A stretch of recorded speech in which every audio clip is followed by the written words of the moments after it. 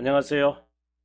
이것이 신앙고백이다. 의 시리즈 7권 중 첫 번째 책 벨지카 신앙고백서 7항 두 번째 시간입니다. 믿음의 유일한 규칙인 성경의 충족성에 관한 강의인데요. 자, 그러면 본문을 먼저 읽어보고 강의를 시작하도록 하겠습니다. 본문의 내용입니다.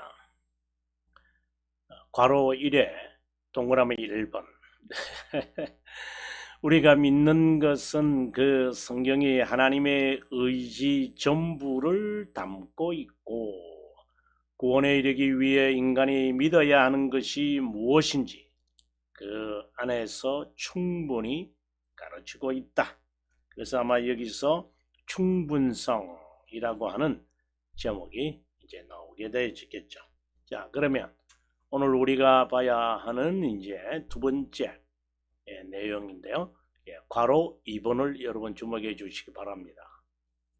괄호입니다. 그 이유는 하나님께서 우리에게 요구하는 경배의 전체 방식이 상세하게 그 안에 기록되어 있으므로 사도라 할지라도 우리가 성경에서 현재 가르침을 받는 것 외에 다른 것을 가르치는 것은 불법이다. 그 예로서 사도 바울은 하늘에서 내려온 천사라 하더라도 안 된다고 말한다. 자, 그러면은 동그라미 두 번째입니다. 하나님의 말씀에서 어떤 것이라도 더하거나 빼는 것이 금지되어 있기에 여기서 뚜렷하게 드러나는 것은 그 말씀에 관한 교리가 모든 면에서 가장 완벽하고 완전하다는 것이다. 괄호 3번입니다. 첫 번째, 성스럽다고 여겨질지 모르는 사람의 어떤 작품을 신성한 성경과 동등한 가치를 지닌다거나 관성, 많은 무리, 고대성, 시대와 인격의 전승, 종교, 회의, 법령, 법규를 하나님의 진리와 동등한 가치를 지녔다고 절대로 생각해서는 안 된다. 그 이유는 그 진리가 그 어떤 것보다 뛰어나기 때문이다. 또 모든 인간은 스스로 거짓말쟁이고 허무한 것보다 더 허무하기 때문이다. 네 번째입니다. 괄호 4 사도들이 우리에게 가르친 즉 오직 영들이 하나님께 속하여 있나 분별하라.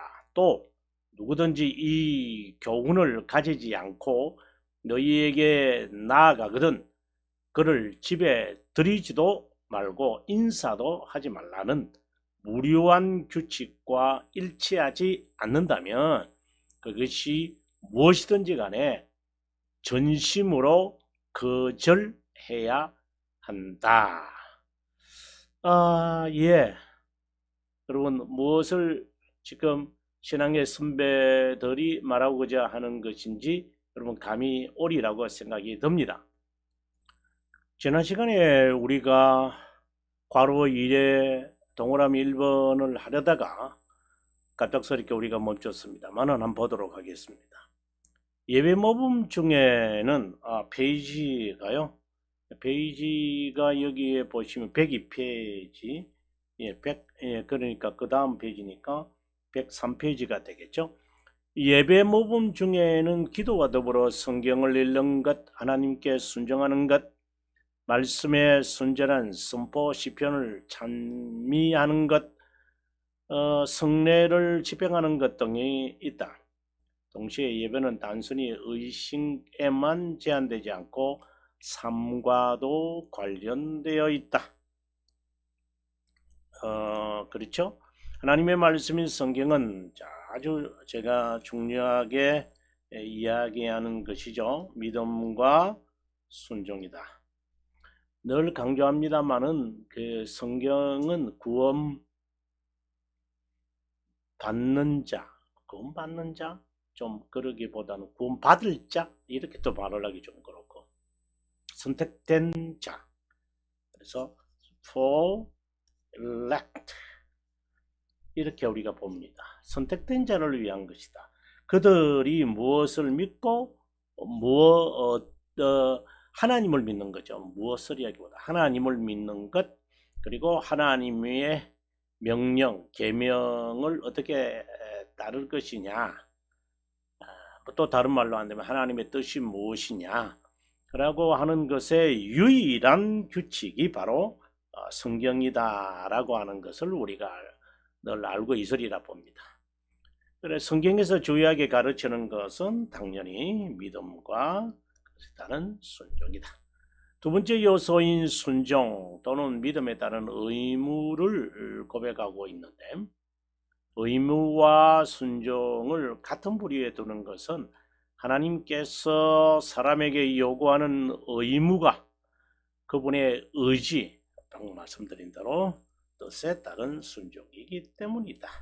그래서 하나님의 말씀에 순종한다는 것, 바로 하나님의 의지. 성경은 경배의 전체 태도, 의무를 말하고 있다. 하나님의 뜻에 따른 순종에 관한 것은 성경에서 모든 태도를 찾을 수 있다. 연구하고 분석하고 묵상하지 않으면 다이아몬드를 돌처럼 여기는 원주민과 다를 바가 없다. 남아공에서 있었던 이야기잖아요. 그죠? 이 보화를 캐내기 위한 수단은 기도이다. 하나님은 이러한 특별히 외적 수단으로 우리에게 주셨다. 나머지 두 가지, 말씀, 성례, 이 두 수단이 말씀과 동반자며 그 주체는 말씀이다. 아무튼 성경은 영원에서 작정한 하나님의 계획으로 가득 차 있다. 아주 단순한 것처럼 이제 단순한 것은 아닌데 우리가 단순하게 여길 때가 있죠, 실제로서는. 네, 정말 이것인가? 네. 정말 자칫하면 읽는 숙명이라고 그랬어요. 운명. 그런 운명과 예정의 차이를 우리가 지난번에 제가 강조했습니다만은 예정과 숙명의 차이를 우리가 좀 알고 가지 않으면은 좀 어려울 거다 이런 생각을 제가 했습니다. 왜냐? 예정안 또 숙명이라는 게 있잖아요. 왜냐? 하나님의 작정한 것을 이루어진다라고 하는 것이니까요. 그래서 숙명이라는 것은 어쩔 수 없이 행하는 것이라는 개념이라면 예정은 좀 자유롭다라는 자연스럽게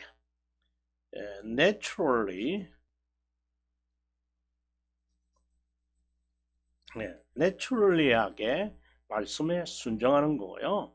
숙명이라는 것은 조건입니다. 조건에 따라서 하는 겁니다. 그래서 내가 이렇게 행하면 이렇게 된다.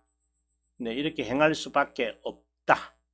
이러한 것도 맹신, 맹종 이렇게 따라간다면 여기는 순종이 따라오겠죠. 그래서 우리가 하나님의 뜻, 하나님의 의지라고 합시다. 이것에 대해서 하려면 배움이 따라와야 됩니다. 숙명은 배움이 없죠. 당연하죠. 그러나 순종이고 예정이기 때문에 하나님의 뜻에 매우 관심을 갖습니다. 그래서 이 배움이라는 것이 자연스럽게 따라오는 겁니다. 그래서 우리가 좀 헷갈리지 않았으면 좋겠다는 생각을 가져봅니다. 자, 두 번째입니다. 이 고백에서 하나님의 말씀과 성경을 동일시하라는 거다. 그래서 하나님의 말씀인 성경, 그러니까 정경인 성경 우리가 밝혔습니다만은 성경은 정경이다. 성경은 기록된 하나님의 말씀이다. 우리가 사망에서 공부했으리라고 봅니다. 하나님의 말씀에 어떤 것도 빼거나 더하면 안 된다. 1.1획이라고 그러잖아요. 1.1획이라도 라는 말씀이 있습니다. 근데 충분하다라고 하는 말에서 sufficient, 네. enough하고는 다르다 그랬죠. 예, 충분하기 때문에 넘치지요. 뭐 sufficient이니까. 그래서 거기에 더할 것도 없어요. 성경은 하나님의 뜻을 모두 담고 있다. 하나님의 의지의 책이다. 이렇게 말해도 됩니다. 구원을 위한 교훈으로 가득 차 있다. 넘친다 이 말입니다. 하나님은 이 점을 여러 차례 경고한다. 이 경고의 의미는 성경의 하나님의 뜻을 전부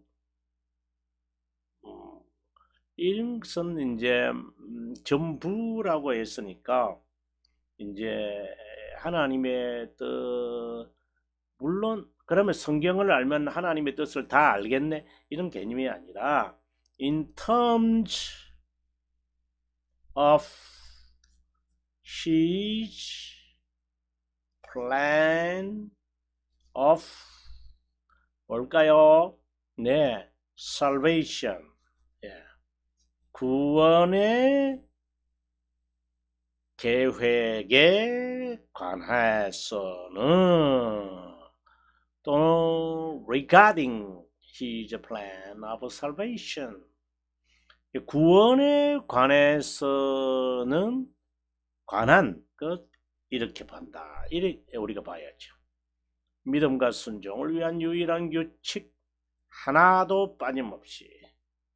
그래서 우리가 성경에 있는 내용을 그러면 다 알아야 됩니까? 그렇지는 또 않죠. 그럼 신학자가 다 돼야 되겠네요. 그리고 뭐든 성경 박사가 돼야 되겠네요. 이렇게 이제 막 가는 질문들을 하곤 해요. 그렇지는 않습니다. 하나님의 말씀이라도 어느 본문이라도 어느 한 구절이라도 제대로 이해할 수 있다면 구원의 믿음에 충족할 수 있고 충만한 내용은 다 들어 있습니다. 근데 그 한 구절을 우리가 이해하려고 하니까 좀 더 이제 한 문장만 보고 예를 들어서 사람은 죽는다. 사람은 죽는다? 사람은 죽는다? 사람은 이거밖에 없는 거 아니잖아. 그러나 결국은 뭐예요? 사람은 죽는다. 어떻게 살다가 어떠한 일을 겪다가 어떠한 경험을 하다가 어떠한 좌절하다가 병에 걸리다가 또 어떻게 잘 풀려가다가 여러 가지들을 그렇지만 사람은 죽는다. 이런 이제 이야기와 같은 것이죠. 자, 또 영원에서 작정한 하나님의 모든 계획이 이루어지지 않는 것이 없고 구원의 계획은 예수 그리스도 안에서 반드시 성취된다. 그러므로 우리는 무엇이 불필요하다거나 부족하다고 여기고 말씀을 첨삭하는 망령된 행동을 삼가야 한다.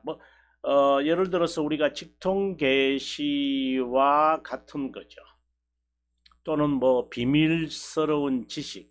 이게 영지주의에서 이 영지라는 게 그 신비로운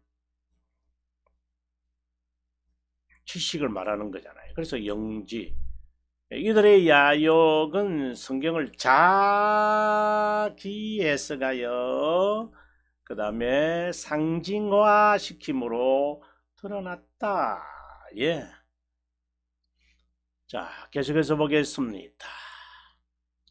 괄호 3입니다. 성인이나 훌륭한 작품의 인물의 작품을 선호해서는 안 된다. 자, 우리는 여기 있어요. 정말 조심해야 된다고 봅니다. 자칫하면 우리가 신학자, 우리가 이제 부족하니까 어느 신학자의 글을 통하여 특별히 저 같은 경우에는 칼빈 선생의 이 글을 저는 정말 그 기독교 강요를 가지고 제가 지금 이런 여러분에게 소개되어지는 신앙 고백서들을 제가 지금 해석하고 있는 거 아니에요? 칼빈 선생을 제가 성경 우위에 두지 않는다. 제가 그렇게 이제 말을 한다고 합시다. 성경을 그만큼 읽지도 않으면서 또 실제로 하나님의 말씀을 살지도 않으면서 칼빈 선생이 훌륭하기에 칼빈의 글을 읽고 매료되어 가지고 여러분에게 강의한다면 여러분 어떨 것 같아요? 저는 여기에 해당되어지는 잘못된 사람입니다.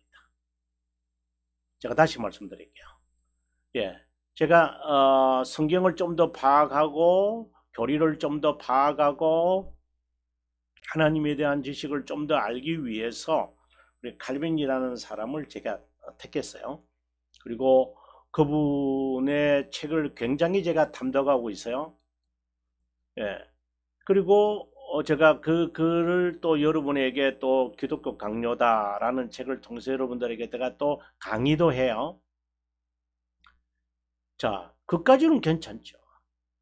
그렇다면 당신은 그만큼 성경을 읽으며, 자, 첫 번째, 성경을 읽으며, 두 번째, 말씀을 따라 사느냐 이 말입니다. 이 질문에 제가 예라고 대답이 되어야 된다고 봅니다. 그렇다면 이 범주에서 저는 벗어나게 되겠죠.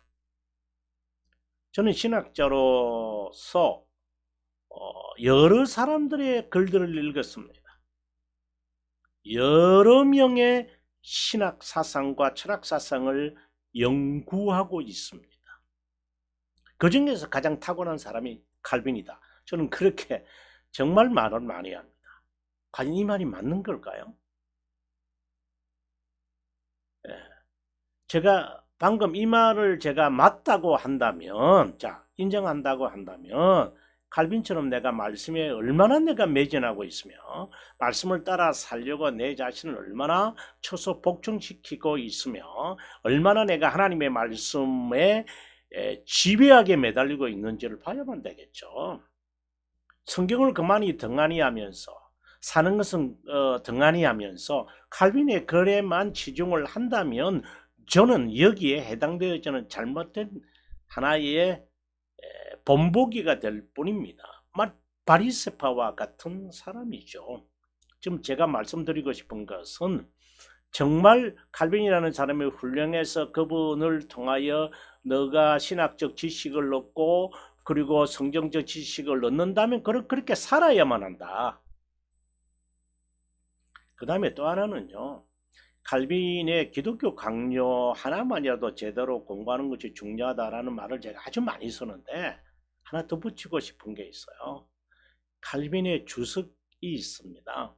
칼빈의 주석을 참고하지 않으면 칼빈 선생이 얼마나 성경에 박식하며 또 하나님의 말씀에 집요하게 굴복하고 매달리고 그 권위를 인정하며 살아갔는지 모릅니다, 여러분.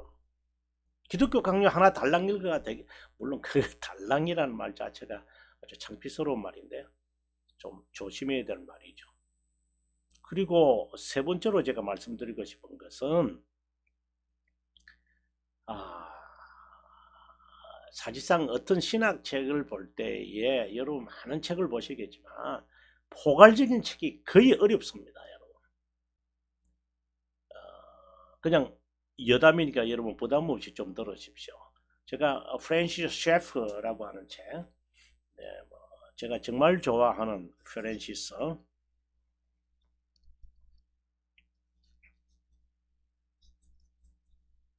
네, 28권, 그 전집이 있잖아요. 프랜시스. 이 프랜시스 셰프와 같은 분의 책에 저는 심취해 있었습니다. 그래서 저는 카버넌트 디얼로지컬 세미너리에 가서 공부하고 그의 제자들에게, 직계 제자들에게 저는 셰프의 삶, 책, 사상, 신학 이것을 저는 배우려 했습니다. 그래서 배웠습니다. 그리고 학위도 받았습니다. 굉장히 폭넓은 분입니다. 이분은 성경을 참 사랑한 분입니다. 그런데도 뭔가 진리의 전체를 변정적인 측면은 있지만 변정 아시죠? 변정적인 측면은 있어도 성경 전체 이번에 굉장히 강조하거든요. 전체를 그분의 책에서 얻을 수는 없었어요. 근데 칼빈은 그렇지 않아요. 주석을 썼잖아요. 그리고 신학의 전체를 다 포괄적으로 말하는 사람은 포괄적으로 말하는 사람은 이 세상에 불과 4명밖에 없습니다. 바로 오리겐이라고 하는 사람입니다. 초대교회 때죠. 3세기. 그 다음에 두 번째는 토마스 아퀴나스입니다. 중세시대에 있죠. 세 번째는 칼 바스라고 하는 사람입니다. 물론 이제 미완성 작품이죠. 교회, 교의학, 도그매틱 이런 말인데. 그 다음에 존 칼빈입니다. 근데 우리가 이 책은 너무 고서잖아요. 너무 방대하잖아요. 로만 카톨릭이고요. 이거는 미완성 작품이에요. 그래서 우리가 칼빈을 봅니다. 그래서 우리가 훌륭한 사람의 책을 성경보다도 우위에 두지는 않죠. 누구든지 우위에 둔다고 말은 않다면 그의 글대로 그러면은 너가 말씀을 읽고 그게 집요하게 매달리고 그것을 따르려고 하고 그리고 실제로 살아야 하고 그리고 어느 사람의 글을 우리가 본다면 전체를 한번 봐라. 그 전체를 포괄적으로 comprehensive knowledge of salvation 구원에 대한 포괄적인 지식을 다 담고 있느냐 뭐 종말에 관하여 부활에 관하여 그리고 구속사역에 관하여 하나님에 관하여 작정에 관하여 선택에 관하여 다 포괄적으로 하고 있는지 뭐 칭이나 뭐 우리가 흔히 말하는 성화나 이런 모든 것 삶이나 교회론이나 이것을 한 권의 책에서 다 다루고 있는 사람의 책을 선택해야만 합니다. 제가 많은 책을 읽고 난다 그렇다 상대적입니다 여러분. 그리고 주관적일 수도 있는데 할 수 있는 근면의 말씀입니다. 지금 이 주제가 나와서니까 제가 지금 하는 이야기입니다. 성경보다 훌륭한 저자의 신학이나 주장을 더 추정하는 경우가 많다. 청교도주의가 좋다고 해서 특정한 초대교회 특정한 인물 좋습니다. 박사학위를 받은 자의 신학과 신앙에 매료돼서 물론 이제 어릴 때는 그럴 수 있죠. 뭐 그분이 최고인 줄 뭐 초등학교 때 초등학교 선생님이 최고인데 나중에 대학을 가보니까 아니라고 하는 거겠지만 아무튼 이런 자세는 자기 구미에 맞는 철학이나 철학자의 사상을 따르는 자기 행위, 자기 방종, 자기 웅변 다를 바가 없다. 이데올로기 제가 아주 강조하는 말 이데올로기가 되기 쉽다. 제가 무슨 말인지 아시겠죠? 신념, 신앙 이걸 헷갈리는 사람들 정말 여러분 점검하셔야만 합니다. 넘어갑니다. 교회 역사에서 정말 훌륭한 자가 많다. 정말 많습니다. 뭐 저보다 많이 아는 분들이 있겠지만 정말 많습니다. 제가 오늘의 교회에서 365일도 제가 진행하면서 저도 알지 못했던 훌륭한 선교사들과 학자들과 목사님들과 찬송가 작사자들과 그리고 신학자들 여러분에게 제가 소개하잖아요. 그때마다 제가 하는 말들이 있었나 나 정말 몰랐다. 이걸 하면서 비로소 내가 이런 분이 교회 역사에서 훌륭하구나는 것을 내가 알았다. 자, 이런 말을 제가 하지만 조심해야만 합니다. 추종자가 되지 말아야 합니다. 성경이 중요하다. 그러면서 여러분이 높아심에서 하는 말입니다. 칼빈주의가 아니라 개혁주의가 아니라 그리고 그 다음에 이제 제가 했던 말을 여러분에게 이제 언급하고 있습니다. 자, 네 번째입니다. 신앙 고백은 우리에게 하나님의 말씀으로 위의 경우를 엄히 경고한다. 무료한 규칙이다. 무료하다라는 말은 실수가 있을 수 없기에 믿을 수 있다는 것이다. 무오라는 것은 틀림이 없다. 그래서 무료한 규칙이다라는 것은 후회함이 없을 것이다. 예. No regret이 될 거다. 부끄럽지 않을 거다. 내가 이렇게 따라 살았는데 아우 정말 잘못 살아서 이렇게 하지 않을 거다라는 겁니다. 누구나 무오하다거나 무료하다는 단어를 교환하여 교체하는 경우가 있는데 좀 유의할 필요가 있다. 제가 무어라는 말과 무류라고 하는 말을 제가 지금 이제 차별을 하려고 합니다. 자, 보면 성경의 무어성, 성경의 무류성을 믿지만 무류성을 믿는 사람 가운데 무어성을 믿지 않는 자가 혹시 있을 수 있다. 무어성이라는 오류가 없다는 거잖아요. 무류성이라는 것은 전적으로 따라도 후회함이 없다라는 거잖아요. 사실이기 때문이죠. 성경의 내용인 하나님의 의지나 목적이 이루어지고 있다는 점에서 결점이 없고 결점이 없이 무료하고 믿음과 순종에 관한 모든 문제에서 최종적 근위를 믿는데 어떤 문제가 있을 수 없다는 겁니다. 이런 점에서 성경은 무류성을 믿지만 성경의 무오성을 믿는 것은 좀 무리가 있다.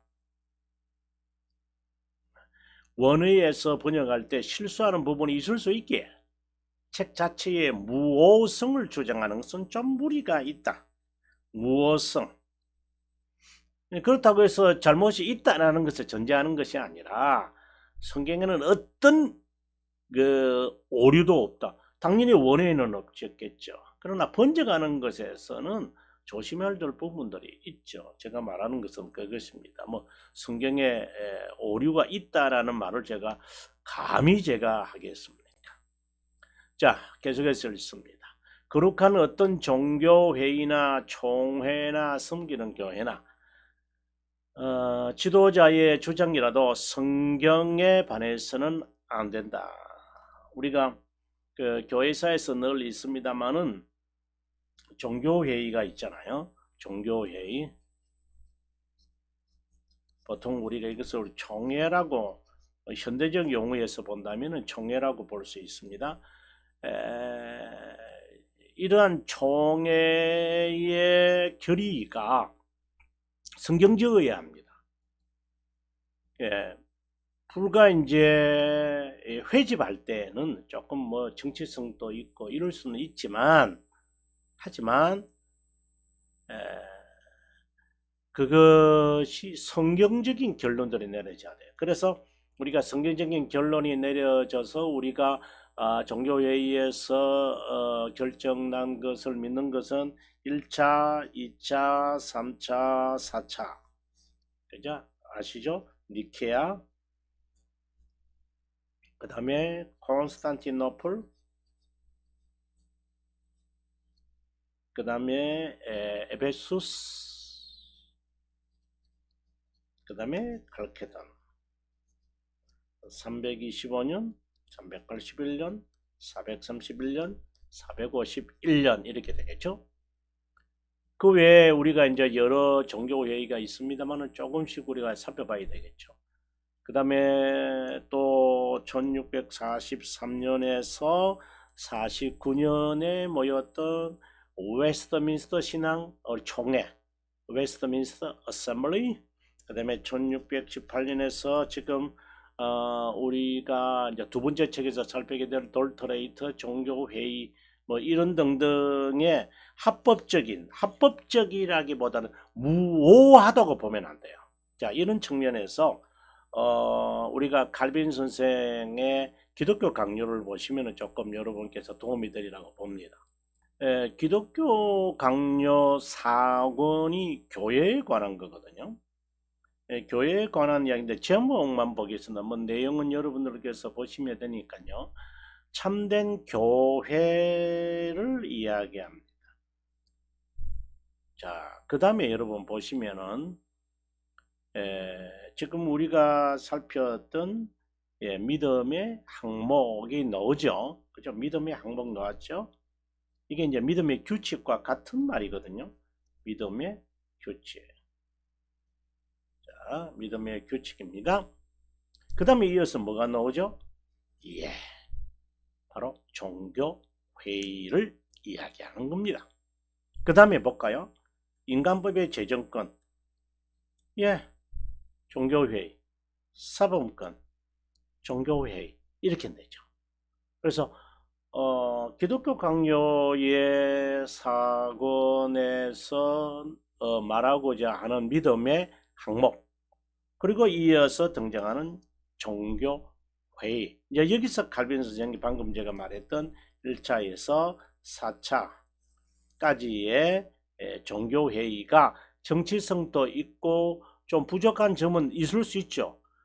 이 세상에 완전한 것을 바라고 완전하게 모여가지고 순전히 성경적으로 모이고 순전히 성경적으로 그래서 앞서 제가 무오라고 하는 말은 조심해서 써라. 원어 히브리 성경에서 무오하다라는 말 1.1획이라도 이런 말은 되겠지만 한글 성경 번역하는 데 있어서 신학자들이 번역한 건데요. 그 번역에서 그 오류 생기는 건 어떻게 해요? 영어에는 오류가 없나요? 수십 종류의 성경이 있는데요. 영어 성경이 있는데요. 독일어 성경은요. 그래서 그런 번역 성경에 무오하다라고 하는 단어를 붙이면 안 되죠. 본래 기록된 하나님의 말씀에 무오라고 하는 단어를 쓸 수 있죠. 그런데 종교회의에 우리가 모이는 것도 무오해야 한다. 그 말은 아니죠. 무오한 하나님의 말씀, 무료한 하나님의 말씀에 따라서 결정된 것이기 때문에 그 권위를 인정해서 우리가 그 종교회를 인정하는 것이죠. 네, 그러면 우리 다시 돌아와서 오늘 내용을 읽고 마무리하도록 하겠습니다. 7항입니다. 믿음의 유일한 규칙인 성경의 충분성. 우리가 믿는 것은 성경에 하나님의 의지 전부를 담고 있다는 것. 아멘. 교리를 두고 뭐 아멘 해가 되는지 그만큼 제가 강조하겠다는 거죠. 구원에 이르기 위해 인간이 믿어야 하는 것이 무엇이든지 간에서 충분히 가르치고 있다. 그 이유는 하나님께서 우리에게 요구하는 경배의 전체 방식이 상세하게 그 안에 기록되어 있고 사도라 할지라도 우리가 성경에서 현재 가르침을 받는 것 외에 다른 것을 가르치는 것은 불법이다. 예로서 사도 바울은 하늘에서 내려온 천사라 하더라도 안 된다고 말한다. 동그라미 2번입니다. 하나님의 말씀에서 어떤 것이라도 더하거나 빼는 것이 금지되어 있기에 여기에서 뚜렷하게 드러나는 것은 그 말씀에 관한 교리가 모든 면에서 가장 완벽하고 완전하다는 것이다. 괄호 3번입니다. 성스럽다고 여겨졌을지 모르는 사람의 어떤 작품을 신성한 성경과 동등한 가치를 지닌다거나 관습 많은 무리, 고대성, 시대와 인간의 전성, 종교회의, 법령, 법규를 하나님의 진리와 동등한 가치를 지녔다고 절대로 생각해서는 안 된다. 그 이유는 그 진리가 그 어떤 것보다도 뛰어나기 때문이다.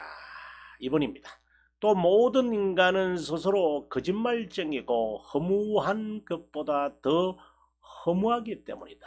마지막 괄호 4입니다. 그래서 사도들이 우리에게 가르친 즉 모든 영들이 하나님께 속하였나 분별하라. 또 누구든지 이 교훈을 가지지 않고 너희에게 나오거든 그를 집에 들이지도 말고 인사도 하지 말라는 무료한 규칙과 일치하지 않는다면 그것이 무엇이든지 간에 전심으로 거절해야 한다. 자, 그럼 우리가 다음 시간에 배울 파랑의 주제를 한번 우리가 잠깐 살피고 마무리합니다. 예, 다음 시간에 볼 한 본질과 구별된 세 위격, 삼위일체에 관한 이야기인데요.